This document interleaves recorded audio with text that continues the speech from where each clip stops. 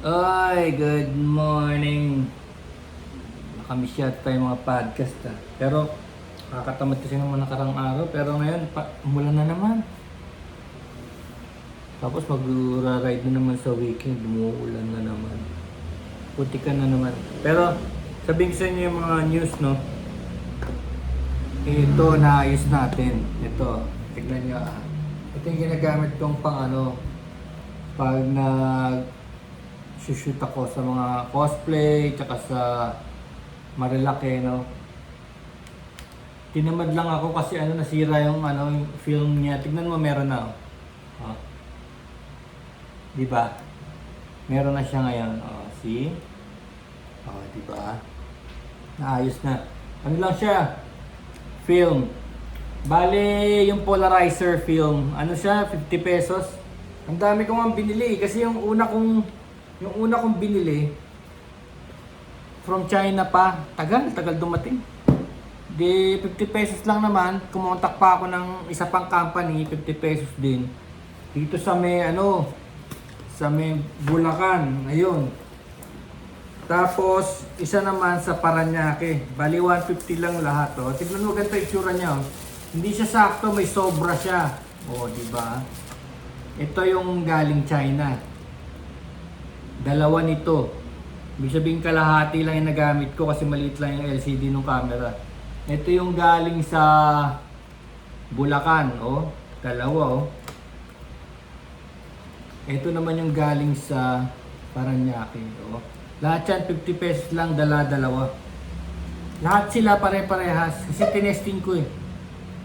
Alam nyo pagka gumamit kayo ng polarizer, ibang kulay ng picture pa ganyan, iba ang kulay na pa ganyan, tsaka pa ganon. So hahanapin nyo, ganyan. Tsaka nakaano siya, may cover, may film. Tatanggalin nyo muna. Tapos may parang sticker. No? So ito pwede pa to. Para sa lahat to kahit yung sa mga motor, e-bike, no? Kasi yung tinatamaan ng araw, ito yung nasisira. Nagka-crumple to. Yung parang burnt look. Tandaan nyo, kung pinagawa ko yan, alam nyo kung pinagawa ko yan, ano siya, siguro nasa 1.9. 1.9 siya, hindi pa kasama yung gasolina ko papunta sa Quiapo. So lalabas nasa 2,000 yung fix na yan, 2,000 pesos. Ayun. Kasi baka iba pa yung way no gawin nung mama doon, yung technician, baka iba pa ang way. Bubuksan, no? Mahirap din kasi buksan yung mga camera kasi na may misalign siya. Ano pa naman to, yung tawag dito yung mechanical tilt ka. Oh.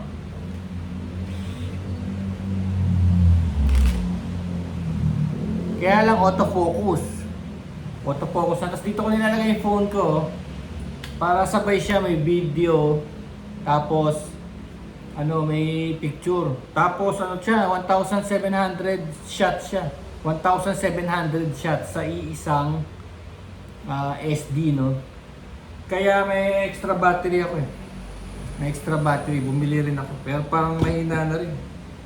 So yan, nagawa siya, no? Tapos marami pa tayong spare. Marami pa to, alam niyo yung TV nyo kung nasunog din. Bibili kayo ng malaki nito. Ayun, medyo mahal yun Mahigit 1,000 pero kaya nyo ayusin yung TV nyo pag nasunog din.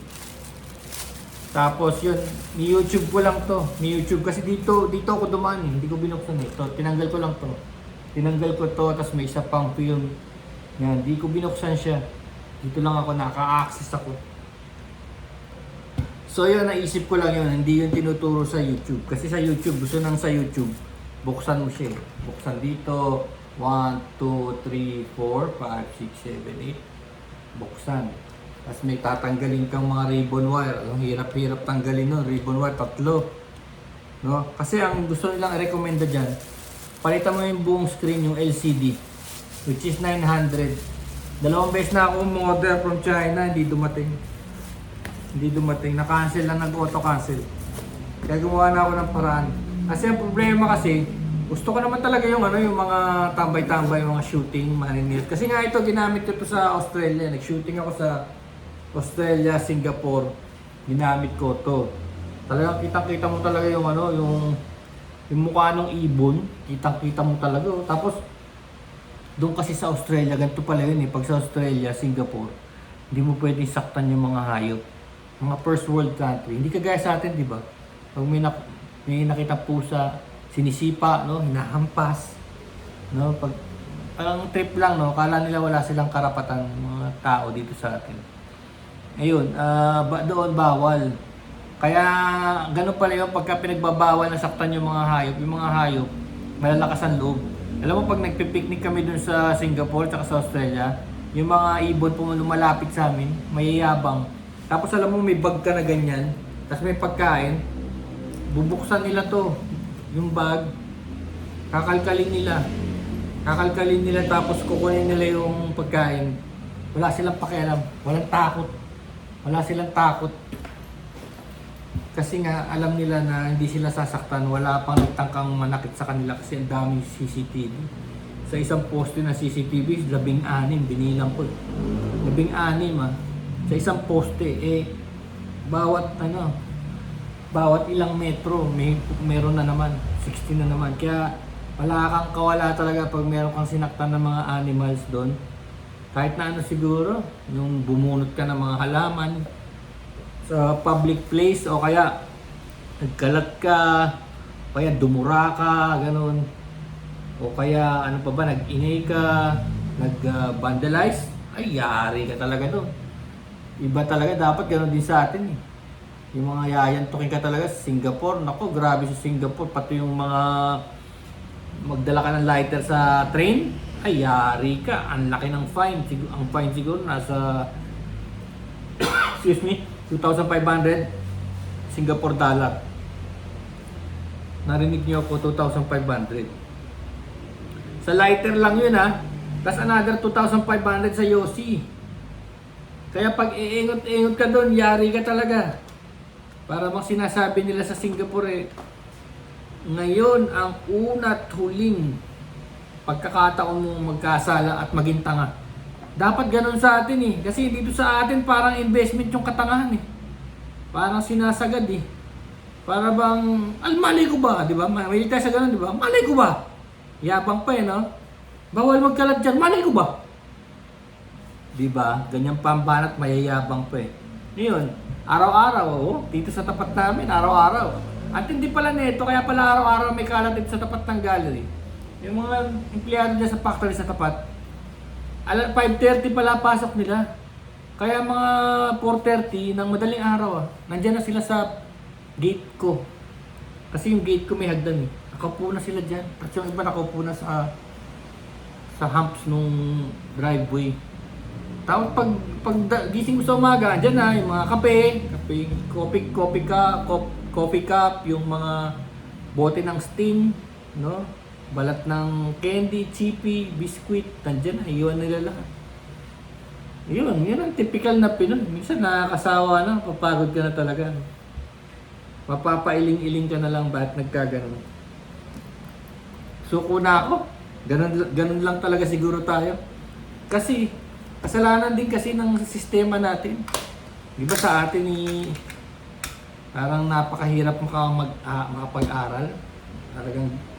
Talagang ang mahal, ginagatasan pa, no? Pag-aaral, no? Ang mahal talaga.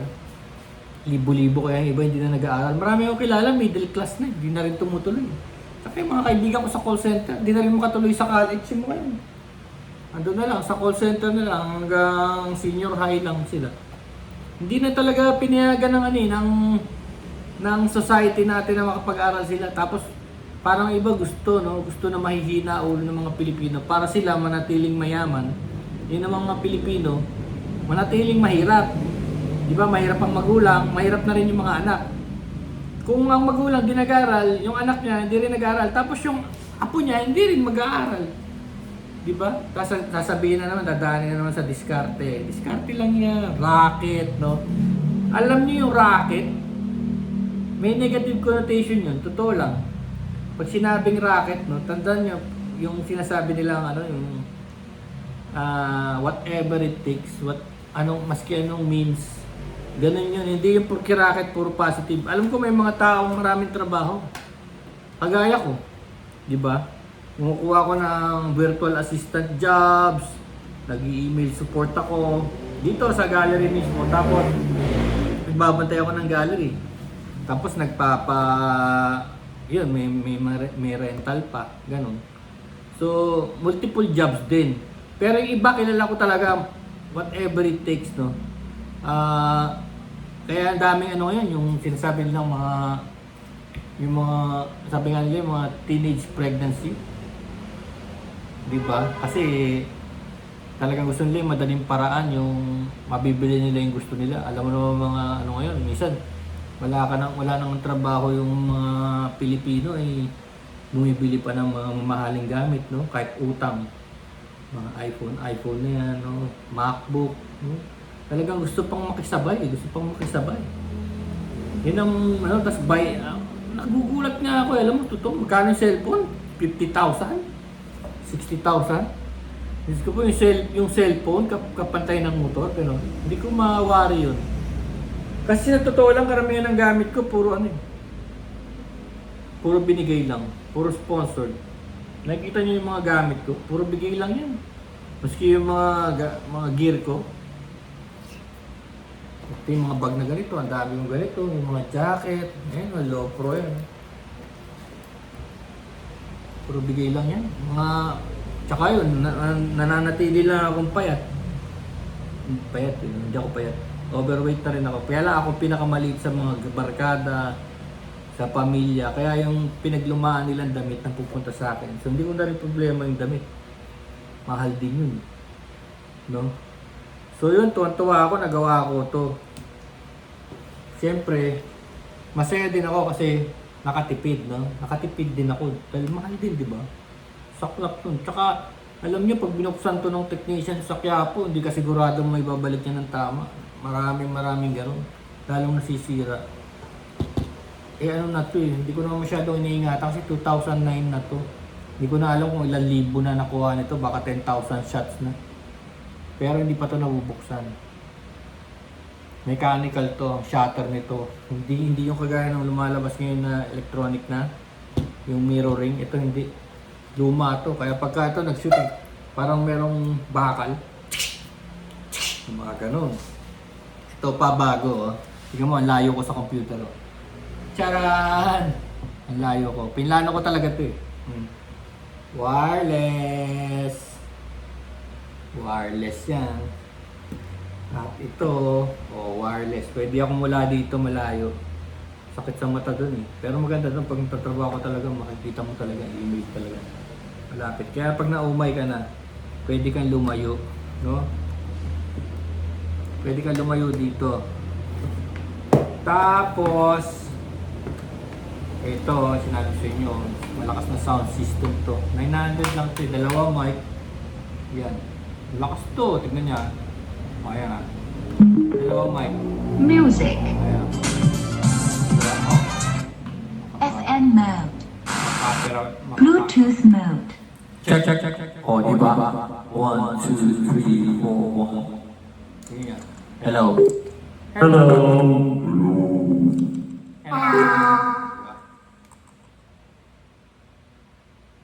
Dalawang mic nito. Ito isa, oh. Diba? So yun, 1,000 lang to. Tapos portable siya. Pwede siyang kumonect sa cellphone nyo. Lagay nyo dito. Oh. Diba? Pwede sa biyahe. Tumatanggap din siya ng ng mini USB para sa mga songs. Yun. Okay to. Ito, binili na naman natin. Tsaka ito pa ginawa natin. Ito yung sa kotse. Yung sa kotse kasi, yung preno niya, pagka pinipress mo, kailangan pang bombahin. Medyo luma na yung kotse. Parang vintage na ngayon, eh. 90s pa yung kotse. Lancer.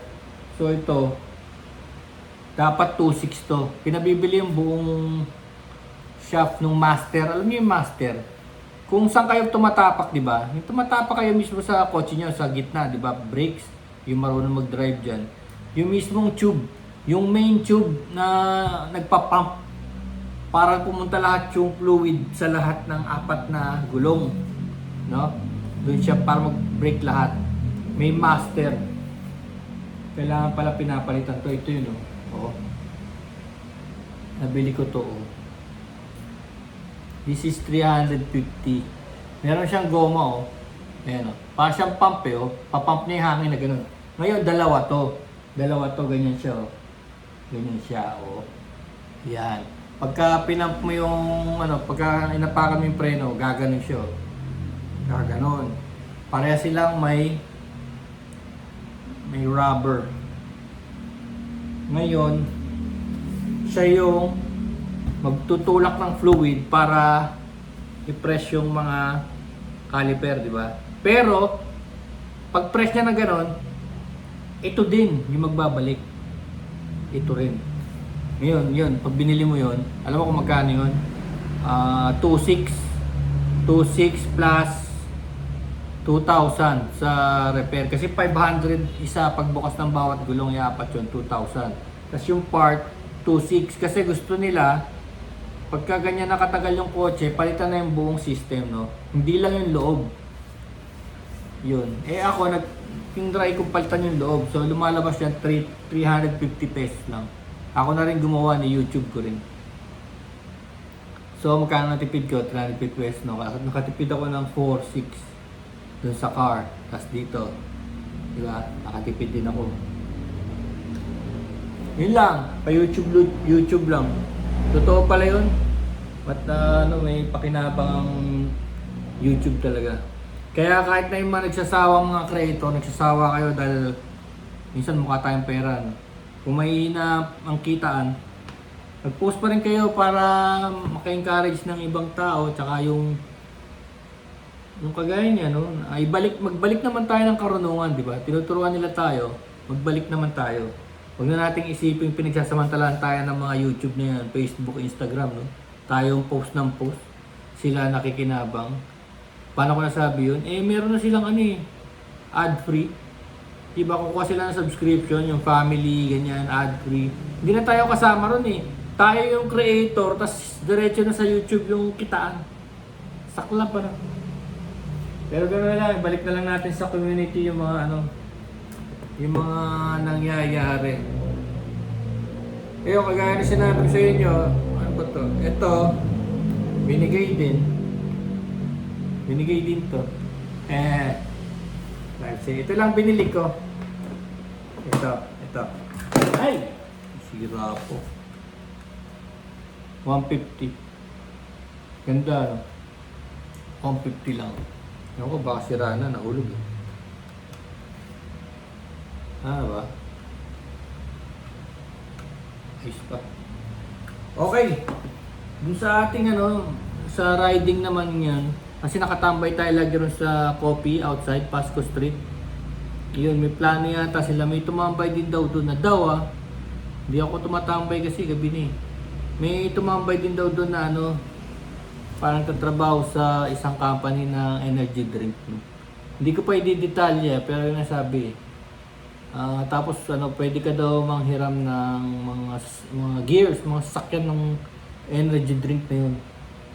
Meron daw silang sasakyan na parang concert vehicle. No? Pwede ka po, kahit saan mo dalhin, off-road kasi energy drink eh. Off-road, dali mo yung sakyan, tapos pwede kayong kumanta dun sa lugar kasi kumpleto na yun, may mga instrumento na, tsaka may mga kuryente na, may mga turntable, may speaker, yun. Kumpleto yung sasakyan. Ipapaalam mo lang 1 month before, 1 month ahead. Parang kumbaga yung energy drink na yun, marami na silang pinapasok ngayon, hindi kagaya dati mga extreme sports lang, di ba? Skydiving, motocross, mga BMX, di ba? Ngayon lahat na pinapasok nila, kahit yung mga maliliit na motor, ganyan, mga adventure tripping. Yun. So yun, lumalabas. Naghahanda kaming lahat, kasi aanuhin mo yung sasakyan. Kung wala naman kaming marerentahang banda, baka kasi hindi siya mura. Yun ang iniisip namin eh. Baka magrenta kami ng banda mula dito sa Manila. Tapos dadalhin namin sa probinsya, baka hindi siya mura. Kasi yung traveling pa eh. Alam ko walang Unang-una kasi dapat papakainin mo yun tsaka ititira mo, di ba? Sa hotel tapos babayaran mo pa. O sabihin na natin malabo. Malabo yun ano kasi ilang miyembro ba isang banda? Di ba 5 o 4? O hindi mo naman pwedeng ikuha. Paano kung may girl sila? Hindi mo naman pwedeng ikuha ng isang kwarto para sa lahat. Tapos papakainin mo pa yun. Tapos magkano hatian nila? Magkano ibabayad mo? 20 mil? Ang laki nun. Pamasahin nila. Idadalhin mo yun dun. Malabo. Kaya baka hindi makarenta ng banda. Tingin ko lang. Tingin ko lang. So, naghahanda kami. Naghahanda kami. Ayun. Siyempre, better be prepared. Pero siyempre, wala naman akong masyadong inaasahan. No? Maganda lang yung idea. Pero hindi ako maasa para hindi ma-frustrate ba. So yun yung mga developments natin dito. Yun nga pala, nag-a-apply ako sa abroad. May tumawag sa akin kahapon. Hindi ako pupunta ron dito sa office. Dito gagawin yung trabaho. Additional income. Kasi dito ako dito na ako tatrabaho, din ako lalabas dun. Meron nga ako patulan yung hybrid. Yung para bang sa isang buwan, isang linggo kang papasok. So, parang twice a week papasok ka. Ganon. 3 days ka rito sa office mo, sa bahay, tapos twice dun sa kanila.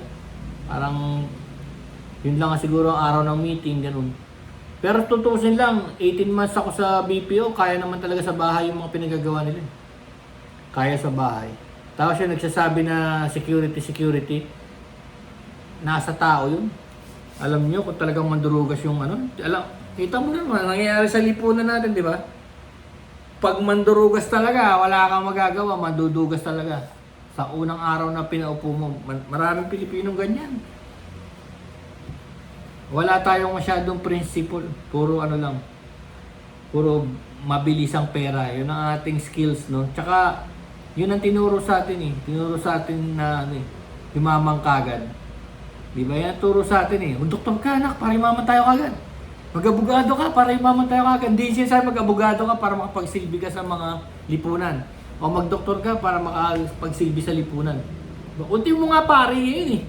Yung pare naka-bling-bling, di ba? Nakakita mo mga pare naka-lowered na sports car, no? Nakakita ng mga ganun, no? Nangyayari sa mundo natin, no? Pati mga pare, no? Ay, nako. Parang, alam mo yun, no? Gusto ng patayan. Minsan mga pastor pa, mga preacher. Tama yan. Maubos ang masasama. Kaya ako minsan shock na lang sa Kala mo kapapanganak ko lang parang lumabas yung ng Pilipino ba? Yung pinaka-espiritu ng Pilipino na hanggang ganyan lang. Wala talagang prinsipyo, hindi makakain yan, di ba? Ganyan mga hindi makakain yan. Magugutom lang tayo dyan. Buti pa kahit sino na lang sa may pambayan. O yun. Yan, tignan natin yung Herrera Art Gallery, pwede kayong pumasyal dito kung malapit kayo, no? Message nyo ako yan. Binibenta naman yun. Tapos yung iba, bago. Tapos maghahanap tayo ng mga show, no? Makakasali tayo muli, online show. Yung pagkatapos itong vlog na to, pa-practice na naman ako dun sa Star Maker. Alam niyo Star Maker, yun yung parang parang Facebook ng mga kanta. Pwede kang mag-karaoke doon. Kaya lang Star Maker, no? Ang daming AI. Hindi nakakatuwa. Star Maker, hindi nakakatuwa. Napakaraming AI. Alam niyo kung bakit nakakainis? 'Di ba? Kakanta ka. Tapos maya-maya may pupuri sa'yo.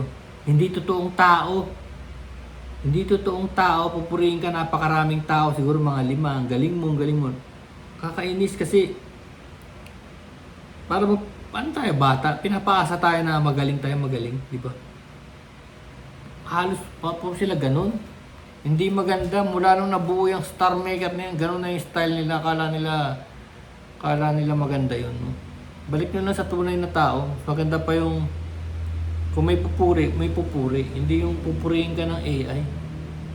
Kakainis. Tapos yung, alam mo yun, ang masaklap nito, yung AI na yun, nagnanakaw ng mga profile picture ng iba. Magpapanggap talaga, automatically, kukuha siya ng picture sa internet. Lalagyan niya ng code name, no? Tapos pupurihin ka. Awesome. Very nice. You should start a band, mga ganun. Tapos titignan mo yung cover niya. Cover kasi yung tawag eh, pagka meron kang rendition. Pag may kinanta ka na, cover mo na yung tawag cover. Baka kumanta ka na, Bahay Kubo, no? Rendition mo na ng Bahay Kubo yun. Sila wala. Makikita mo yung mga AI, wala silang kakanta-kanta. Anong ginagawa nila sa platform ni isang kanta, wala sila. Uy, 25 na. Peace, yun na muna. Bye.